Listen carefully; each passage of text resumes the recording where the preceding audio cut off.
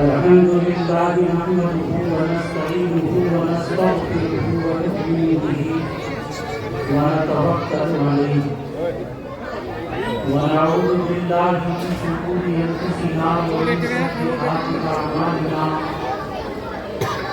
من يهده الله فلا مضل له ومن يضلل فلا هادي له وأشهد أن لا إله إلا الله وحده لا شريك له وأشهد أن محمدا عبده ورسوله أما بعد أعوذ بالله من الشيطان الرجيم بسم الله الرحمن الرحيم الحمد لله رب العالمين الرحمن الرحيم مالك يوم الدين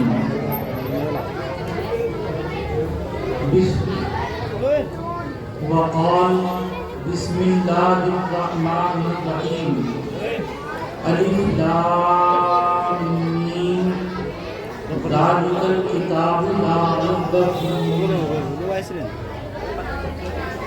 هدى للمتقين عن علي رضي الله تعالى عنه قال قال رسول الله صلى الله عليه وسلم يوشك أن يأتي على الناس زمان لا يبقى من الإسلام إلا اسمه ولا يبقى من القرآن إلا رسمه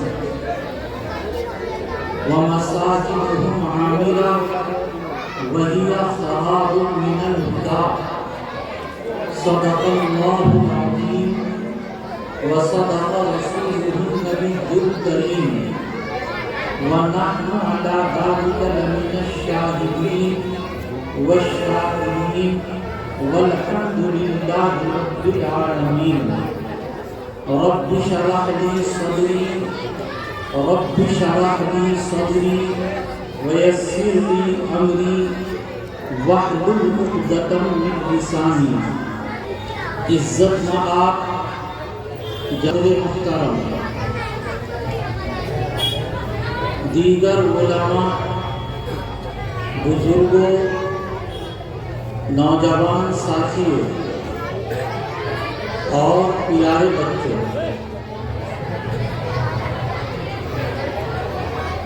اور جہاں تک کی آواز پہنچ رہی ہے دینی باتیں سننے والی اسلامی ماں اور اسلامی بہنوں اللہ تبارک و تعالیٰ سے دعا ہے کہ پروردگار ہمارے یہاں جمع ہونے کو اکٹھا ہونے کو مل جل کر بیٹھنے کو بے حد قبول فرما اور جو دین کی باتیں قرآن پاک کی باتیں سنت کی باتیں ہمارے سامنے آئیں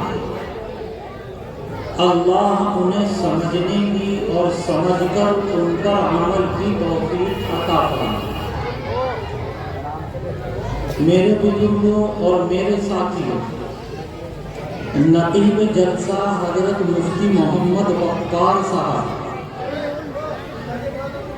دامت برکاتہم نے جیسا کہ آپ حضرات کے سامنے وضاحت فرمائی ہے کہ آج کا یہ جلسہ قرآن پاک کی دستار سے متعلق ہے،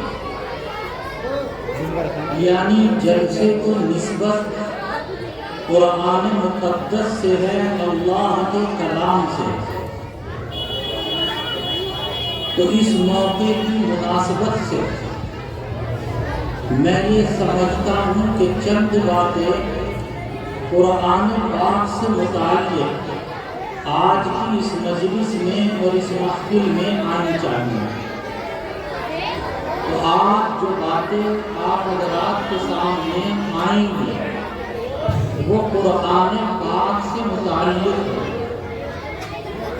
بات کی ابتدا اور بات کی شروعات یہاں سے ہے کہ دین دو چیزوں کا نام ہے۔ نمبر 1 قرآن اور نمبر 2 سنت احادیث۔ ان دو چیزوں کا نام دین ہے۔ اچھا، قرآن میں اور حدیث میں فرق کیا ہے؟ دونوں کے درمیان میں فرق یہ ہے کہ حدیث کا جو سلسلہ ہوتا ہے وہ جا کر حضور اکرم صلی اللہ علیہ وسلم پر ختم ہو جاتا ہے کہ بھائی فلاں نے فلاں سے سنا اور اس حدیث کو فلاں نے سنا اور انہوں نے اپنے استاد سے سنا۔ یہ سلسلہ چلتے چلتے اسی طرح نبی کریم صلی اللہ علیہ وآلہ وسلم تک پہنچتا اور یہاں پہنچ کر جب یہ ختم ہو جائے تو یہ حدیث ہے۔ دوسری چیز قرآن پاک، جیسا کہ ابھی کچھ دیر میں آپ کے سامنے چند بچے آئیں گے جنہوں نے قرآن پڑھا۔ بھائی انہوں نے کس سے پڑھا؟ اپنے استاد سے۔ انہوں نے کس سے پڑھا؟ اپنے استاد سے۔ انہوں نے کس سے پڑھا؟ اپنے استاد سے۔ تو یہ سلسلہ چلتے چلتے صحابہ تک پہنچے اور صحابہ نے کس سے پڑھا؟ نبی کریم صلی اللہ علیہ وسلم سے۔ اور یہی نہیں رکے گا، آگے بڑھے گا کہ نبی نے قرآن کو لیا جبرائیل امین علیہ السلام سے، اور جبرائیل نے قرآن کو لیا ہے اللہ تبارک و تعالیٰ سے۔ تو دیکھیے قرآن کا جو سلسلہ ہے، قرآن کی جو سند ہے، وہ قرآن کی سند اللہ تبارک و تعالیٰ تک پہنچتی ہے۔ اس روئے زمین پر جتنی بھی کتابیں ہیں، چاہے وہ کسی بھی زبان میں ہوں اور چاہے کسی بھی فن میں ہوں، صرف ایک واحد کتاب قرآن پاک ایسی کتاب ہے کہ جس کا سلسلہ اللہ تبارک و تعالیٰ تک پہنچتی ہے۔ اس کے علاوہ کوئی کتاب ایسی اس دنیا کے اندر اس وقت موجود نہیں۔ اور یہ ایسا سلسلہ ہے کہ اس سلسلے کے درمیان میں کوئی فصل نہیں۔ زنجیر کی طرح، جیسے ایک کڑی زنجیر کی دوسری کڑی سے ملی ہوئی ہوتی ہے، اسی طریقے سے یہ دین کا سلسلہ بھی ایک دوسرے سے ملا ہوا ہے۔ لہذا جو نور اور جو انوارات اللہ تبارک و تعالیٰ نے حضرت جبرائیل پر اتارے ہیں اور حضرت جبرائیل سے وہ نبی کریم صلی اللہ علیہ وسلم تک پہنچے ہیں، یہ اسی طریقے سے سلسلہ در سلسلہ وہ تمام کی تمام چیزیں، قرآن کے الفاظ بھی، قرآن کے معانی اور مطالب بھی، اس کے انوار اور برکات بھی آج تک منتقل ہوتے چلے آ رہے ہیں۔ اب اگلی بات سنیے۔ اگلی بات یہ ہے، یعنی اس بات کا حاصل اور خلاصہ یہ ہوا کہ قرآن اللہ تبارک و تعالیٰ نے جبرائیل کو دیا اور جبرائیل سے یہ قرآن پاک دیا نبی نے، اور نبی کریم صلی اللہ علیہ وسلم نے اس قرآن کو امت تک پہنچایا۔ اب اگلی بات سنیے، قرآن ہے کیا؟ میرے بزرگوں، یہ قرآن اللہ کا کلام ہے۔ اور آگے کی بات کہوں اگر آپ توجہ دیں، یہ قرآن اللہ کا کلام ہے اور نبی کریم صلی اللہ علیہ وسلم کا معجزہ۔ معجزہ کسے کہتے ہیں؟ معجزہ کسے کہتے ہیں؟ دیکھیے یاد رکھیے، معجزہ کہا جاتا ہے کہ جو قانون فطرت کے خلاف ہو اسے معجزہ کہتے ہیں۔ جو فطری قوانین ہیں، طبعی قوانین ہیں، جو ان کے خلاف وجود میں آ جائے معجزہ، اسے معجزہ کہا جائے۔ اور یہ عربی کا لفظ ہے معجزہ، اس کے معنی ہے عاجز بنانے والا۔ تو معجزے کو معجزہ اسی لیے کہتے ہیں کہ یہ سامنے والے کو، تمام انسانوں کو عاجز بنا دیتا ہے، کوئی اس کا مثل پیش نہیں کر سکتا، کوئی اس کی نظیر پیش نہیں کر سکتا۔ یہ معجزے کی خصوصیت ہے، یہی معجزے کا مفہوم ہے کہ وہ عاجز بنا دے، کوئی اس کی نظیر اور مثال بنا نہ سکے، پیش کر نہ سکے۔ میں آپ کو مثال دوں، ایک بہت بڑے پیغمبر اور نبی گزرے ہیں، حضرت موسیٰ علیہ السلام۔ آپ سن رہے ہیں بات؟ یہ آواز تیز ہو رہی، ٹکرا رہی ہے۔ نہیں آپ مطلب یہ جو اثر مائک والے بول کر، اچھا مائک والے نہیں، پھر تو کوئی بات نہیں، یہ مائک والے ایسے داڑھی ٹوپی والے کم ہو رہے ہیں۔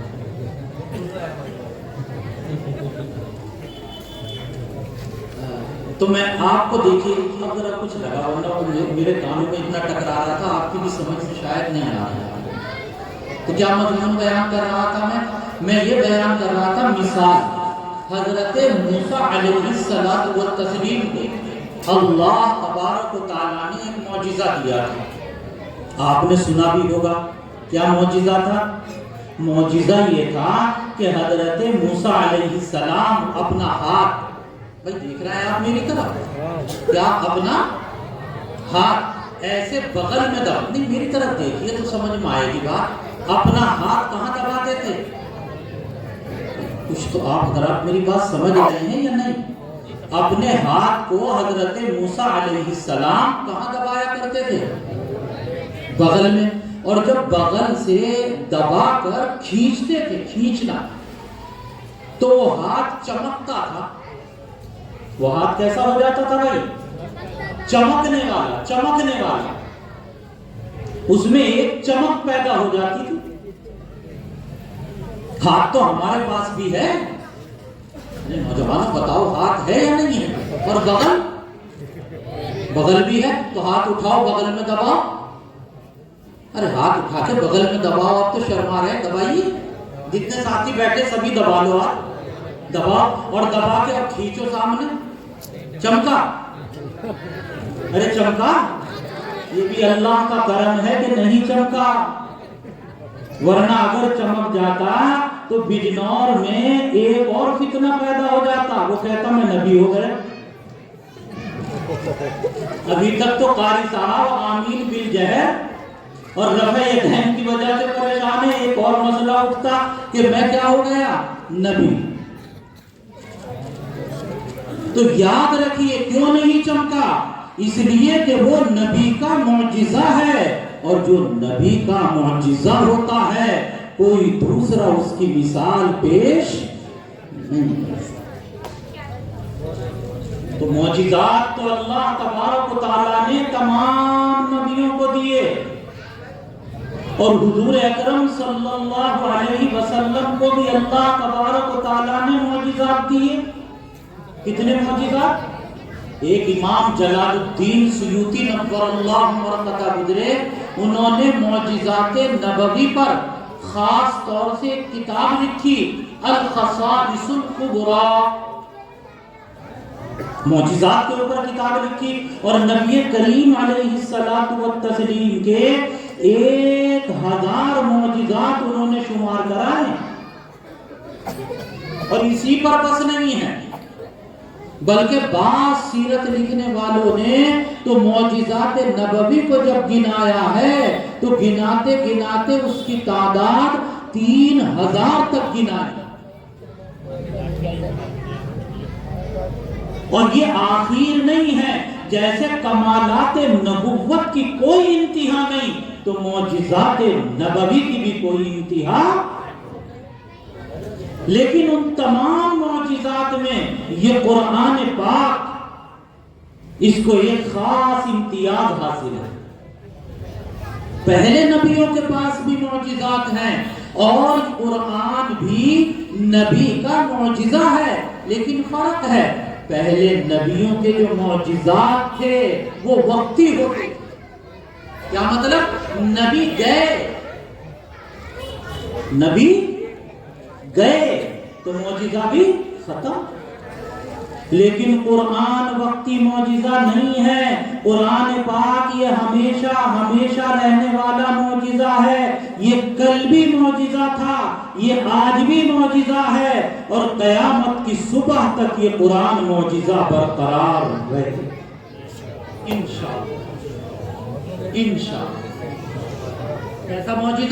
ایسا معجزہ کہ جب عرب کے لوگوں نے جنہوں اپنی فصاحت، اپنی بلاغت، اپنی زبان دانی کے اوپر ناز تھا، جن میں کا ہر چھوٹا بڑا اپنے وقت کا شاعر اور بہترین خطیب ہوا کرتا تھا، جناب بڑوں کی بات تو بڑوں کی ہے، ان کی چھوٹی چھوٹی چھوکریاں ایسے اشعار فی البدی کہا کرتی تھی کہ اساتذہ سخن بھی اسے سن کر دانتوں کے نیچے انگلیاں دبا لیتے تھے۔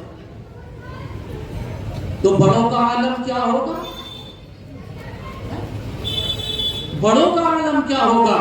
ایسے عرب کے معاشرے میں جب انہوں نے یہ کہا کہ یہ قرآن اللہ کا کلام نہیں، انسان کا کلام ہے، یہ نبی اپنی طرف سے بنا کر پیش کرتے ہیں، تو پہلا چیلنج جو انہیں کیا گیا وہ یہ تھا کل ان اجتماعت الانس والجن، جس آیت میں یہ کہا گیا کہ اگر تمام کے تمام انسان اور جنات جمع اور اکٹھا ہو جائیں اور وہ قرآن کا مثل پیش کرنے پر آئیں تو پھر بھی قرآن پاک کا مثل پیش لائیں، قرآن پاک کا مثل وہ نکال کر۔ چنانچہ آپ نے دیکھا تاریخ گواہ ہے، عرب کی تمام تر طاقت کے باوجود، فصاحت و بلاغت کے باوجود قرآن کا مثل وہ پیش نہیں۔ تو قرآن نے ذرا مسئلہ نیچے اتارا اور کیا کہا؟ اگر تم پورے قرآن کا مثل پیش نہیں کر سکتے فَأْتُوا بِعَشْرِ، تو صرف کتنی صورتیں پیش کر دو؟ 10۔ کم کر دیا کتنی؟ 10۔ لیکن جب 10 بھی ان سے پیش نہ ہو سکی تو قرآن پاک نے اپنا مطالبہ اور نیچے اتارا اور سورہ بقرہ میں کہا ان کنتم فی ریب مما نزلنا علی عبدنا فأتوا بسورۃ من مثلہ۔ یہاں سورتن کے اوپر یہ تنوین آئی ہے نا، 2 زیر، یہ تقلیل کے لیے ہے، اور ترجمہ یہ ہے کہ ان کنتم فی ریب، اگر تمہیں اس قرآن کے کلام الہی ہونے میں شک ہے اور یہ تم کہتے ہو کہ انسانوں کا کلام ہے، تو اے عرب کے شعراء و فصحاء تم بھی انسان ہو، فَأْتُوا بِسُورَةٍ، کیا ہے؟ ان کنتم فی ریب مما نزلنا علی عبدنا فأتوا بسورۃ من مثلی، تو ایک چھوٹی سے چھوٹی سورت قرآن کے مثل بنا کر پیش کر دو، ایک سورت، اور وہ بھی کیسی چھوٹی سے، وہ کون سی سورت ہے چھوٹی سے چھوٹی؟ مثال کے طور پر بسم اللہ الرحمن الرحیم، انا اعطیناک الکوثر فصل لربک وانحر، اور ان شانئک، 3 آیتیں کہ ان 3 آیتوں کا مثل پیش کر دو، فاتو بسورۃ من مثلی، اور صرف اتنا ہی نہیں، دیکھیے آگے کیا کہا، وَادْعُوا شُهَدَاءَكُمْ مِن دُونِ اللَّهِ، شہداء شہید کی جمع ہے، اور شہید کے ایک معنی تو گواہ کے آتے ہیں، لیکن ایک معنی حمایتی اور مددگار کے بھی آتے ہیں۔ اب ترجمہ کیا ہوگا، مزہ لیجیے کہ وَادْعُوا شُهَدَاءَكُمْ، اپنے تمام حمایتیوں اور مددگاروں کو بلا لو خدا کو چھوڑ کر، یعنی اگر ایک آدمی پیش نہیں کر سکتا تو پوری کی پوری کمیٹی بنا لو، پوری کی پوری ایک جماعت تشکیل دے لو، اور وہ ساری جماعت شعراء کی بیٹھ کر قرآن پاک کا مثل پیش کرے، اس کی بھی اجازت ہے نا؟ وَادْعُوا شُهَدَاءَكُم مِّن دُونِ اللَّهِ، آگے کیا ہے جی؟ ان کنتم صادقین، اگر تم اپنے دعوے میں سچے ہو، لیکن تاریخ گواہ ہے کہ وہ قرآن کا مثل پیش نہ کر سکتے۔ یہ دلیل ہے اس بات کی کہ قرآن یہ کلام ہے اور یہ معجزہ ہے، اور صرف اسی وقت کے لیے نہیں بلکہ یہ چیلنج آج تک باقی ہے۔ اور دوسری دلیل سنیے، دوسری دلیل یہ ہے کہ ایک جگہ قرآن پاک نے یہ کہا تھا اِنَّا نَحْنُ نَزَّلْنَا الذِّكْرَ وَإِنَّا لَهُ لَحَافِظُونَ، کہ ہم نے اس قرآن پاک کو نازل کیا ہے اور ہم ہی اس کی حفاظت کرنے والے ہیں۔ یہ قرآن نے کہا آج سے 1400 سال پہلے، اور آج 1400 سال گزر گئے، جیسے یہ قرآن پاک جبرائیل لے کر آئے تھے من وعن، آج تک قرآن اسی شکل اور اسی صورت کے اوپر باقی ہے، کیونکہ یہ اللہ نے کیا کیا تھا؟ وعدہ۔ یہ دوسری دلیل ہے اس بات کی کہ یہ قرآن اللہ کا کلام اور یہ معجزہ ہے۔ ان کنتم فی ریب، نہیں، اِنَّا نَحْنُ نَزَّلْنَا الذِّكْرَ وَإِنَّا لَهُ لَحَافِظُونَ، ورنہ اب سے 100 سال پہلے اور 200 سال پہلے جو کتابیں لکھی گئی، چاہے اردو کی ہوں، چاہے انگلش کی یا فارسی کی، ان کے نسخے اٹھاؤ، جب ایڈٹ کرنے کے لیے محقق بیٹھتا ہے تو وہ کہتا ہے فلاں نسخے میں یہ عبارت ایسے ہے اور فلاں نسخے میں یہ، اور یہ سرے سے یہ عبارت فلاں نسخے میں ہے ہی نہیں، یہ آگے ہے یہ پیچھے ہے۔ لیکن قرآن پاک کو اگر آپ اٹھا کر دیکھیں تو جس طریقے سے 1400 سال پہلے تھا آج تک اسی صورت اسی شکل پر ہے، اس کے اندر ایک نقطے اور زبر زیر کا بھی فرق نہیں ہے۔ اور تو اور یہ تو چلیے، ایک اور چیز ہے لب و لہجہ، قرآن کے الفاظ بھی محفوظ، قرآن پاک کے معنی بھی محفوظ، اور جناب اس کا لب و لہجہ بھی کیا ہے؟ محفوظ نہیں، لب و لہجہ بھی کیا ہے؟ محفوظ۔ آپ ہندوستان کے رہنے والے ہیں، یہاں کی زبان اور ہے، یورپ کے اندر چلے جائیے وہاں کی زبان، اور چائنا میں چلے جائیے وہاں کی زبان، عرب میں چلے جائیے وہاں کی زبان، اور ہماری اردو زبان انگریز بولے گا تو ایسے ہی بولے گا جیسے ہم بولتے ہیں، یہ تلفظ میں فرق ہوگا یا نہیں ہوگا؟ اور چائنا والوں کو اگر اردو بولنے کے لیے کہہ دو تو پھر کیا مزہ آئے گا جناب؟ اجی دور کیوں جاتے ہو؟ ہماری اردو زبان ہے، ذرا بنگال والے سے کہو کہ اردو بول، پھر دیکھیے کیسے گلاب کے پھول کھلتے۔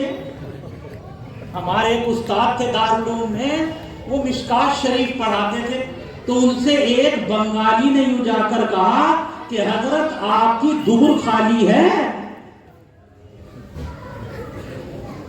کیا کہا؟ آپ کی دبر خالی ہے۔ وہ دوپہر کو دبر کہہ رہا تھا۔ حضرت نے کہا کہ ابے تجھے کیا کرنا ہے میری دبر کا کہ ہم پھاڑے گا؟ وہ پڑھے کو کیا کہہ رہا تھا؟ پھاڑے گا۔ تو یہ تو اردو کے تلفظ کا عالم ہے جناب، کہ بنگال ہندوستان میں ہے اور اردو کا تلفظ اتنا بگڑتا۔ تو آپ ایمانداری کی بات بتائیں کہ اور دوسرے ملکوں میں جا کے کیا ہوگا۔ لیکن یہ قرآن کا معجزہ دوسری دلیل پیش کر رہا ہوں کہ اس کے لب و لہجے کو بھی اللہ تبارک و تعالیٰ نے محفوظ رکھا ہے۔ آپ اگر کسی عربی سے جا کر سنیں تو وہ بھی کیا پڑھے گا؟ الحمدللہ رب العالمین۔ اور یورپ میں جا کے سنیں تو وہ بھی کیا پڑھے گا؟ الحمدللہ رب العالمین۔ اور چائنا میں چلے جائیے تو چائنا کا رہنے والا بھی کیا پڑھے گا؟ الحمدللہ رب العالمین. اور ایک بنگالی کے پاس جائیے، چاہے وہ پڑھنے کو پھاڑ نہ کہے، لیکن جب قرآن پڑھنے کا نمبر آئے گا تو وہ بھی پڑھے گا الحمدللہ رب العالمین. تو اللہ نے اس کے لب و لہجے کو بھی کیا رکھا ہے؟ محفوظ رکھا.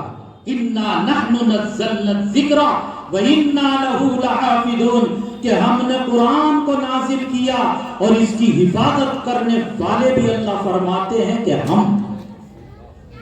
کتنی دلیلیں ہوگی بھائی؟ 2.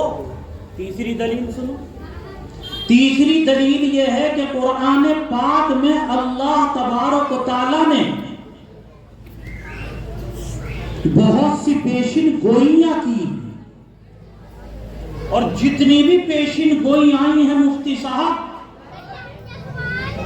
میں مسجد اللہ کے گھر میں باوضو بیٹھا ہوا ہوں، وہ تمام کی تمام پیشن گوئی، توجہ ہے آپ کی، من وعن سچی، اس میں کوئی شک و شبے کی گنجائش نہیں.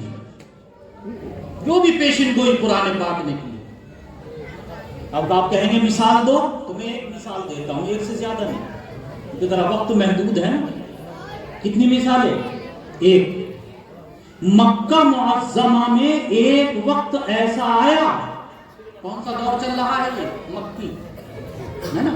مکی دور میں ایک وقت ایسا سنگین، ایسا نازک آیا کہ پورے اسلام کی حیات اور زندگی ایک آدمی کی مٹھی میں تھی.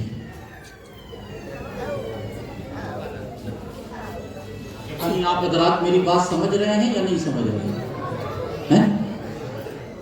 مکی دور میں ایک ایسا وقت آیا تھا جب اسلام کی صداقت، اسلام کی حقانیت، اسلام کی حیات، اسلام کی زندگی، مذہب اسلام کی ایک آدمی کی مٹھی میں تھی. اگر وہ چاہتا، ایک آدمی، ایک آدمی اگر وہ چاہتا تو اسلام اسی دن زمین میں دفن ہو. 1400 سال چلنے کی بات کرتے ہیں آپ. اسلام کی پوری عمارت زمین کے اوپر نہیں، زمین کے اندر دھستی.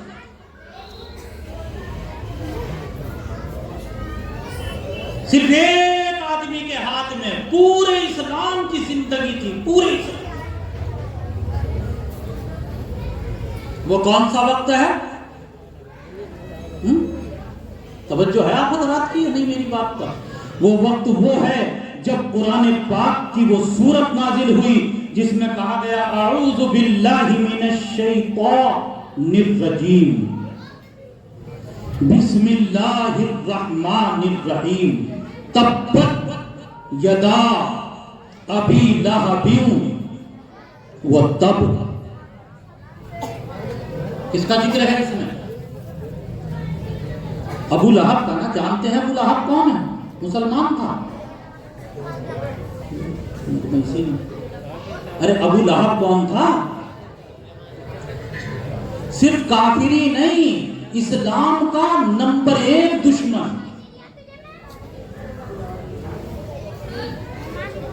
ایک ابو لہب، ایک عتبہ ابن ابی معیط. یہ 2 آدمی ایسے تھے جو اسلام کے سب سے خطرناک دشمن تھے.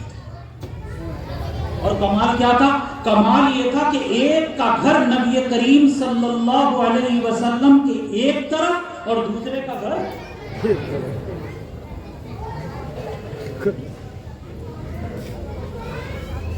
جس نے ایڑی چوٹی کا زور لگا دیا اسلام کو دفن کرنے کے لیے. بنو ہاشم میں سے آپ کا سگا چچا، آپ کا سگا کون؟ ابو لہب. یہ آیت جب ابو لہب کے بارے میں نازل ہوئی تبت یدا ابی لہب وتب،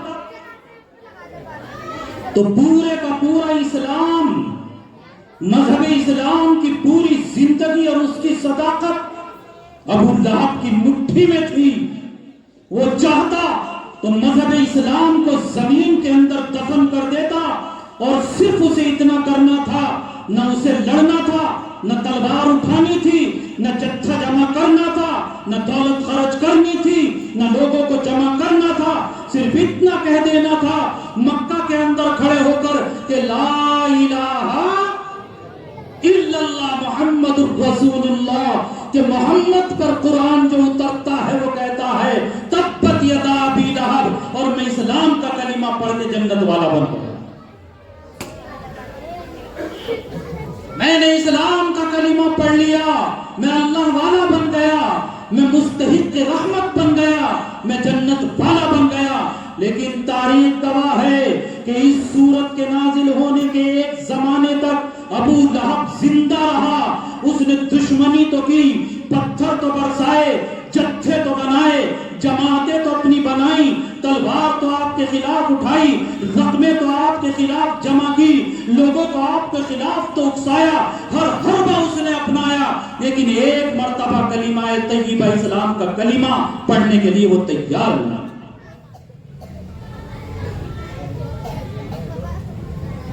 حالانکہ ابو لہب کوئی بے وقوف آدمی نہیں، سرداران قریش میں سے ایک اہم سردار تھا،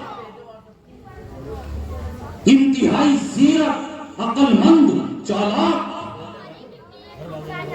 تجربے کار، بہترین مائنڈ، تجارت، سردار اپنے وقت کا، بڑی بڑی مجلسوں میں گفتگو کرنے والا، معاملوں کو سلجھانے سمجھنے والا۔ اس بات کو تو وہ بھی سمجھتا تھا کہ اگر میں کلمہ پڑھ لوں تو ساری اسلام کی صداقت آج خاک میں مل جائے، ہمیشہ کے لیے اسلام دفن ہو جائے گا۔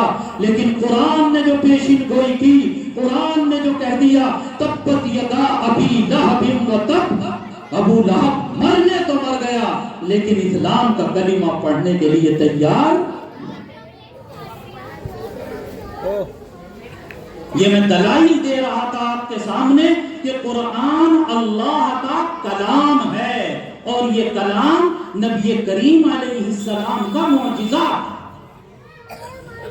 اب اور آگے بڑھتے ہیں تھوڑا سا، اس سے اوپر کیا ہے؟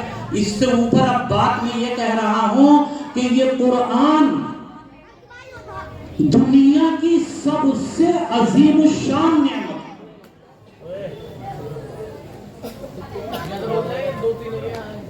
جتنی بھی نعمتیں اللہ نے دی ہیں، نعمتیں کتنی دی اللہ نے آپ اور میں گن نہیں سکتے، لیکن ان تمام نعمتوں میں سب سے اہم اور سب سے بڑی نعمت کیا ہے؟ قرآن۔ بلکہ اور عرض کروں، اسلام کے اندر بھی سب سے بڑی نعمت قرآن ہے۔ اور وضاحت کروں اپنے دعوے کی، نعمتیں بہت ہیں، زمین اللہ کی نعمت، آسمان اللہ کی نعمت، فرشتے اللہ کی نعمت نہیں، خانہ کعبہ اللہ کی نعمت، حجر اسود اللہ کی نعمت، مکہ اللہ کی نعمت، اور مدینہ اور زمزم نہیں ہے نعمت۔ کوئی حدیث پاک میں آیا کہ جب کوئی زمزم کا پانی پیے، آپ زمزم کا پانی مت کہنا، جب کوئی زمزم کا پانی پیے تو نبی کریم صلی اللہ علیہ وسلم نے فرمایا کہ پانی پیتے ہوئے اگر سچے دل سے کوئی دعا کرتا ہے تو اللہ زمزم کے صدقے میں اس کی دعا کو قبول فرماتے ہیں۔ نعمت ہے یا نہیں؟ لیکن میں دعویٰ کر رہا ہوں، کیا دعویٰ ہے میرا؟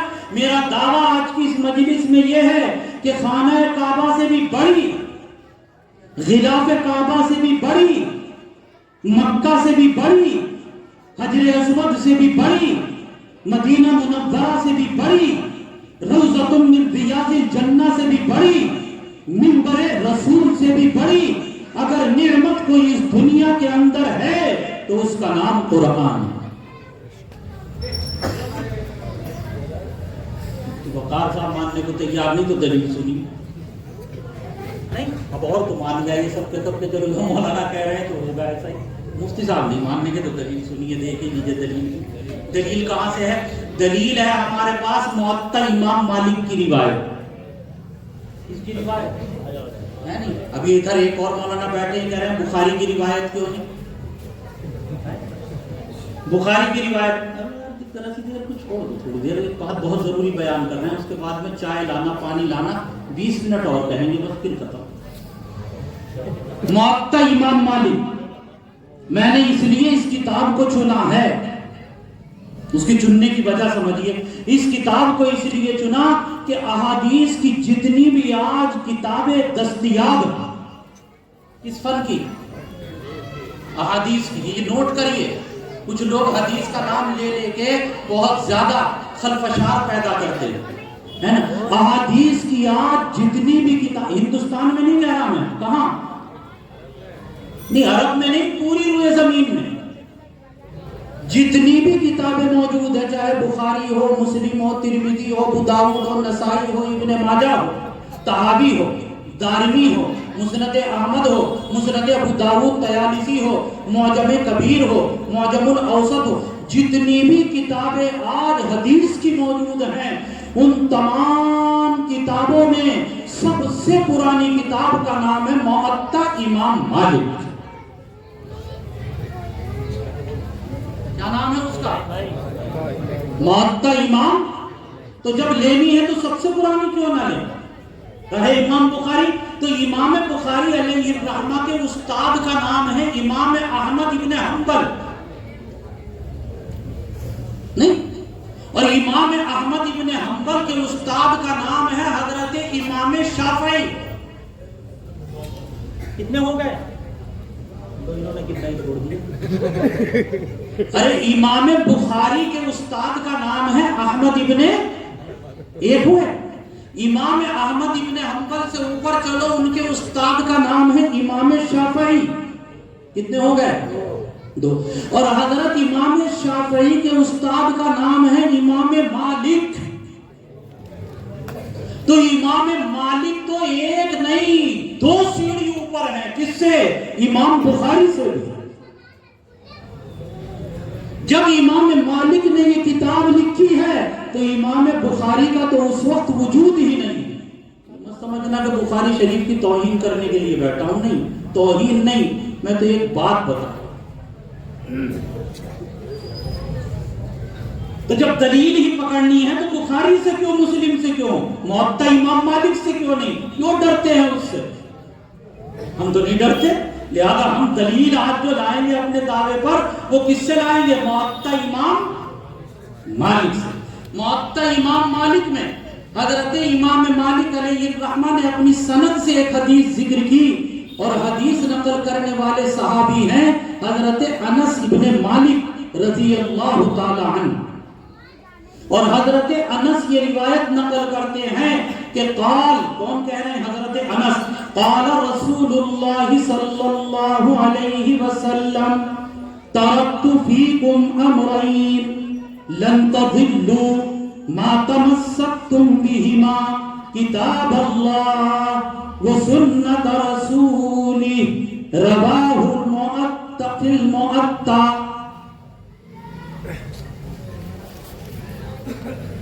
کیا ہے حدیث کا ترجمہ؟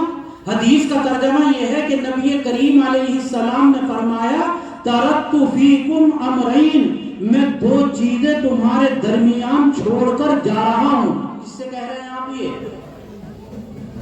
ارے نبی یہ کس سے فرما رہے ہیں؟ صحابہ سے. کیا مطلب؟ نبی علیہ الصلوۃ والتسلیم کے کہنے کا مقصد یہ ہے کہ میرے صحابہ, میں ہمیشہ تمہارے درمیان میں نہیں رہوں گا, ایک دن تمہارے درمیان سے پردہ کر جاؤں گا. اور ہمارا عقیدہ یہ ہے, نوٹ کریں جتنے نوجوان کالے کالے بیٹھے ہیں, بال والے کالے بال, کہ ہمارا عقیدہ یہ ہے کہ نبی کریم صلی اللہ علیہ وسلم اپنی قبر اطہر میں آج بھی زندہ ہیں. اب اگر کچھ لوگوں کو برا لگا یہاں بیٹھنے والوں کو تو دلیل سنیں. دلیل یہ ہے کہ صرف نبی ہی زندہ نہیں, شہید بھی زندہ. اور آگے بڑھو. اجی شہید ہی نہیں, آپ بجنور کے قبرستان میں چلے جائیں, اپنی قبروں کے اندر تمام مومنین اور مومنات زندہ ہیں۔ دلیل کیا ہے؟ دلیل یہ ہے کہ جب قبرستان میں جاتے ہیں تو جا کر سلام کرتے ہیں یا نہیں کرتے؟ لوگ یہ تو اس پہ بھی ہاں نہ میں کچھ جواب دیتے ہیں، کرتے ہیں۔ سلام زندہ کو ہوتا ہے مردہ کو؟ کہیں تصویریں بنی ہوئی تو انہیں جا کے کہیں گے السلام علیکم، اور قبرستان میں جا کے مفتی صاحب کیا کرے گا آدمی؟ سلام۔ اور سلام ہوتا ہے جس کو زندگی ہو۔ پتہ چلا کہ جو اپنی قبروں کے اندر ہے وہ زندہ ہے، لیکن زندگی میں فرق ہوتا ہے۔ نبی کی زندگی حیات ہے وہ اور ہے، شہید کی حیات ہے وہ اور ہے، اور عام مومنین و مومنات کی حیات ہے وہ۔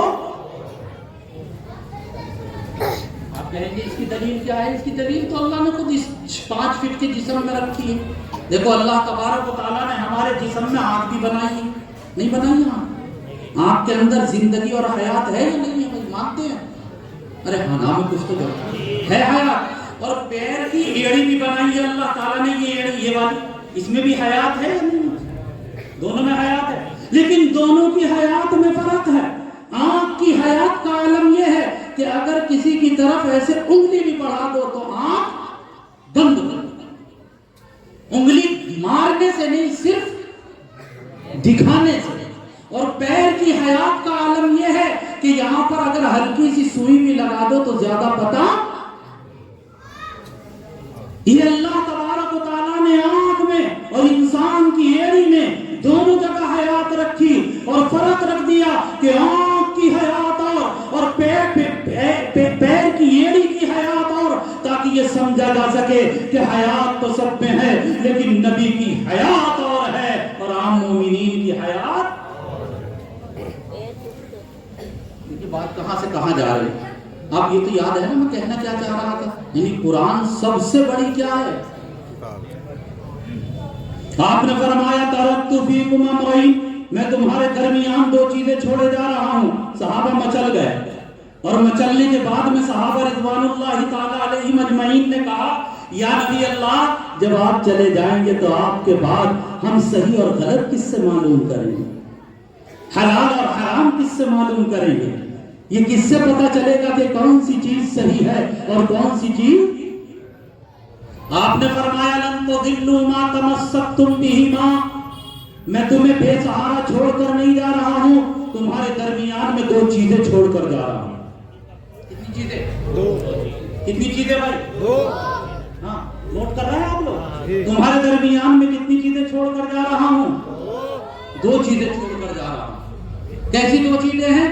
جب تک تم ان کو مضبوطی سے پکڑے رہو گے تو تم گمراہ نہیں ہو سکتے۔ آپ نے 2 چیزوں کو بیان کیا وصیت کرتے ہوئے، جب آپ دنیا سے تشریف لے جا رہے ہیں تو 2 چیزوں کی وصیت کی، تو ظاہر سی بات ہے جن 2 چیزوں کی وصیت کی ہے وہ اہم ہوں گی۔ کیا ہوں گی جی؟ سب سے۔ اور یہاں جو آپ نے وصیت کی ہے وہ خانہ کعبہ کی وصیت نہیں کی کہ اسے مضبوطی سے پکڑے رہے، ادب اس کا ہے لیکن یہاں اس کا ذکر۔ خلاف کعبہ کی وصیت، حجر اسود کی وصیت، مدینہ کی وصیت۔ میں یہ کہنا چاہتا ہوں کہ آپ نے 2 چیزوں کی وصیت کی، کون کون سی؟ نمبر 1 کتاب اللہ، اللہ کی کتاب، اور نمبر 2 نبی کی سنتیں۔ ایک اللہ کی کتاب اور دوسرے نبی کی سنت، 2 چیزوں کی آپ نے وصیت کی۔ اس مقام پر پہنچ کر آپ نے بتا دیا کہ خانہ کعبہ احترام کے قابل ہے، لیکن اس سے بھی بڑی کوئی چیز ہے۔ حجر اسود قابل احترام ہے، لیکن اس سے بڑی بھی کوئی نعمت ہے۔ مکہ احترام کے قابل ہے، لیکن اس سے بڑی بھی کوئی نعمت ہے۔ مدینہ احترام کے قابل ہے، لیکن اس سے بڑی بھی کوئی نعمت ہے۔ روضۃ من ریاض الجنہ احترام کے قابل ہے، لیکن اس سے بڑی بھی کوئی نعمت ہے۔ ہاں عرفات احترام کے قابل ہے، لیکن اس سے بڑی بھی کوئی نعمت ہے۔ مزدلفہ و منی احترام کے قابل ہے، لیکن اس سے بڑی بھی کوئی نعمت ہے۔ اور وہ نعمت جو سب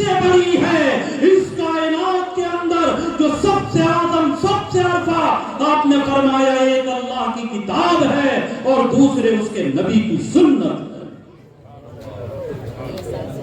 اس حدیث سے میرا مدعا یہ ثابت ہوا کہ اس کائنات کے اندر سب سے بڑا انعام اور سب سے بڑی نعمت کا نام قرآن۔ یہی وجہ ہے کہ وہ حدیث سمجھ میں آئے گی، اس کے سننے میں بھی مزہ آئے گا، کیونکہ یہ سب سے بڑی نعمت ہے۔ آپ نے فرمایا خیرکم من تعلم القرآن وعلمہ، یہ ہے اس کا نکتہ، یہ ہے اس کا راز کہ تم میں سب سے بہترین دو طبقے، کہا کون کون سے؟ خیرکم من تعلم القرآن، جو قرآن کو سیکھے، ایک تو یہ آگے، وعلمہ، اور جو قرآن کو، کیونکہ یہ نعمت سب سے بڑی ہے، سب سے عرفہ ہے، تو جو اس کو سیکھتا ہے وہ سیکھنے والوں میں سب سے بڑا، اور جو اسے سکھاتا ہے وہ سکھانے والوں میں سے۔ بھائی بات سمجھ میں آ گئی میری یا نہیں؟ نہیں یہ اور بتاؤ، نوٹ کرو، دیکھو جتنے بجنور کے بخارا شیری کیا ہے، چار شیری کے رہنے والے ہیں، یہ شیری سکون بھی یاد رکھو ہمارے۔ کیا کیا کہا آپ نے؟ کتنی چیزیں چھوڑ کے جا رہا ہوں، کتنی چیزوں پر عمل کرنا؟ کون کون سی؟ نمبر 1 کتاب اللہ، اللہ کی کتاب۔ دوسرے یہ نہیں کہا حدیث پر عمل کرنا۔ حدیث کو پڑھا تو جائے گا، حدیث کو لیا تو جائے گا، لیکن عمل سنت پر لیا جائے گا۔ نوٹ کر لو، کاش آج نوجوانوں کی یہ سمجھ میں آ جائے تو سارا بگاڑ ختم۔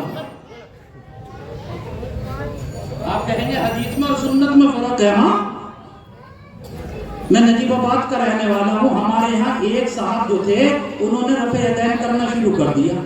لڑکوں نے مجھ سے کہا، میں نے کہا بھائی قاضی جی کیا معاملہ، کیوں اتنے پریشان ہو رہے ہیں؟ کہنے لگے کہ بتائیے نبی کی سنت ہے یا نہیں ہے؟ میں نے کہا تم نے کہاں دیکھا؟ کہنے لگے مسلم شریف میں۔ اور میں نے کہا یار مجھے تو کسی مسلم کے ماہر کی بہت تلاش تھی، مجھے 3 سال ہو گئے پڑھاتے پڑھاتے ایک مسئلہ میرا بھی اٹکا ہوا۔ کہنے لگے، میں نے کہا کہاں ہے یہ، اتنے نمبر صفحے پہ؟ میں نے کہا مسلم کے اندر ایک اور حدیث ہے، یہ بتاؤ کہ پوری مسلم پہ عمل کرتے ہو یا اچھا ہپ ہپ کڑوا کڑوا تھو تھو؟ کہنے لگے مولانا پوری پہ عمل کرتا ہوں۔ ابے میں نے کہا پوری پہ یا چھولے پہ؟ قاضی جی آدمی کہنے لگے نہیں مولانا پوری مسلم پر عمل کرنے کا جذبہ ہے۔ میں نے کہا تو کر۔ مسلم میں روایت یہ ہے کہ حضرت عائشہ صدیقہ رضی اللہ تعالیٰ عنہا یہ فرماتی ہیں کہ ازواج مطہرات تیرے اور میرے گھر کی عورتوں کی بات نہیں ہو رہی، اپنے بال جو کہ کٹوا کے کانوں تک رکھا کرتی تھی۔ میں نے کہا اپنی امی کے بھی بال کٹا اور بیگم کے بھی بال کٹا، اگلی بات جب آ کے کرنا ہے۔ 1 سال سے اوپر ہو گیا ابھی تک تو لوٹا نہیں۔ اور وہ جب بھی کوئی بات کہتا ہے محمد کے لوٹے پکڑ لے کہ پہلے بیوی کے بال کٹوا کے آ، مسلم میں روایت موجود ہے۔ وجہ کیا ہے؟ وجہ یہ ہے کہ وہ بال کٹانے والی روایت حدیث ہے، سنت نہیں۔ حدیث ہے، سنت نہیں ہے۔ اور آپ نے یہ نہیں کہا کہ حدیث پر عمل کر، کیا کہا؟ سنت پر نہیں۔ اور مثالیں دوں یا بس؟ ارے تم نہیں جانتے بیچارے کچھ لوگ میرا چہرہ دیکھ کے ہنس تو رہے ہیں لیکن بندہ اندر توڑا ہے۔ اور میرا معمول یہ، میں نے اب اس عنوان کو چھوڑ دیا، لیکن دارالعلوم کے پڑھنے کے زمانے میں اور اس کے کچھ سال بعد تک میرا عالم یہ تھا کہ جب میں اس مضمون پر بولا کرتا تھا تو سامنے والے کی چمڑی ادھیڑ کے پھینک دیا کرتا تھا۔ بخشتا بالکل نہیں تھا، چمڑی ادھیڑ کے پھینک دیا کرتا تھا۔ لیکن حضرت غازی صاحب اللہ تعالیٰ ان کے اوپر رحم فرمائے، میرا ہاتھ پکڑ لیا، انہوں نے کہا کہ اس سے کوئی فائدہ نہیں، کام کے کام میں کہنے میں لگ جا، کام میں لگ جا، کام میں۔ بس وہ دن میں نے چھوڑ دیا۔ یہ تو ابھی انہوں نے اثر کے بعد گون بنا دیا تو ایک بات یاد آ گئی۔ تو عمل حدیث پر نہیں، کس پر ہوتا ہے؟ سنت پر ہوتا ہے۔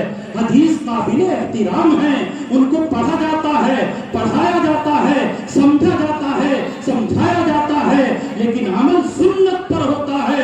اور کوئی پوچھے کہ دلیل کیا ہے؟ تو دلیل موطا امام مالک میں حضرت انس بن مالک کی روایت موجود. آپ نے فرمایا ترکت فیکم امرین، دو چیزیں چھوڑ کر جا رہا ہوں، ایک کتاب اللہ کا ذکر کیا اور دوسرے حدیث کا نہیں، کس کا ذکر کیا ہے؟ تو خیر بھائی ہم بات اپنی لوٹ کر آتے ہیں. وہ بات کیا تھی؟ وہ بات یہ تھی عزیزان ملت کہ سب سے بڑی نعمت یہ قرآن. یہ 4 بچے جو یہاں حافظ ہوئے ہیں جن کے سروں پر یہ دستار رکھی جائے گی، سروں پر کیا رکھی جائے گی؟ دستار رکھی جائے گی. آج یہ علامت ہوگی اس بات کی کہ یہ وہ خوش نصیب بچے ہیں جنہوں نے اپنے سینے میں پورے قرآن کو محفوظ کر لیا ہے نا. اللہ تبارک و تعالیٰ کے نبی جی صلی اللہ علیہ وسلم نے ارشاد فرمایا، اللہ اللہ، آپ نے یہ ارشاد فرمایا کہ حافظ قرآن کو کل قیامت کے دن میدان محشر میں یہ اعزاز دیا جائے گا. کیا اعزاز دیا جائے گا؟ کہ اس سے کہا جائے گا کہ تیری سفارش کے صدقے میں 10 جہنمیوں کو جہنم سے نکال کر جنت والا بنا. یہ کس کے لیے ہوگا جی؟ حافظ. اب آپ خود بتاؤ بجنور والو، جب یہ حکم دیا جائے گا حافظ قرآن کو کہ حافظ قرآن 10 کا انتخاب کر لے، تو کیا وہ اپنے ابا کو بھول جائے گا؟ اپنی اماں کو چھوڑ دے گا؟ اپنے دادا کو چھوڑ دے گا؟ اپنے استاد کو چھوڑ دے گا؟ اللہ اللہ، وہ سب سے پہلے اپنے باپ کا ہاتھ پکڑے گا، اپنی ماں کا ہاتھ پکڑے گا. تو میں خوشخبری اور میں مبارک بات پیش کرنا چاہتا ہوں اس باپ کو بھی، اس ماں کو بھی، اس دادا کو بھی، اس دادی کو بھی، اس نانا کو بھی، اس نانی کو بھی، اس چچا کو بھی، اس پھوپھی کو بھی، اور اس ماموں کو بھی، اور اس خالہ کو بھی، اور اس کے رشتہ داروں کو بھی کہ جن کے گھر کے یہ 4 بچے حافظ قرآن بن